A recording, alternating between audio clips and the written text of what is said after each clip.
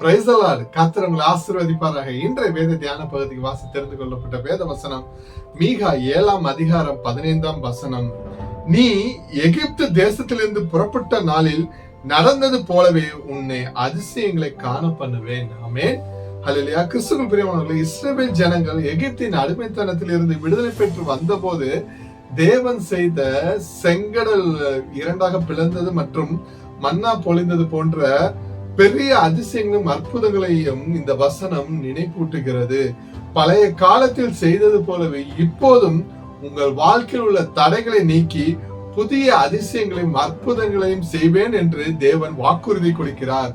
கடினமான சூழ்நிலைகளில் சோர்ந்து போகாமல் எகிப்தின் கிரியை செய்த அதே வல்லமையுள்ள தேவன் இன்றும் நம்மோடு இருக்கிறார் என்பதை விசுவாசித்து ஜெபிக்க வேண்டும் என்று இவ்வசனம் தூண்டுகிறது. ஆமென். ஹல்லேலூயா. கிறிஸ்துவுக்குள் பிரியமானவர்களே, உங்கள் கடந்த கால போராட்டங்கள் முடிவுக்கு வந்தது.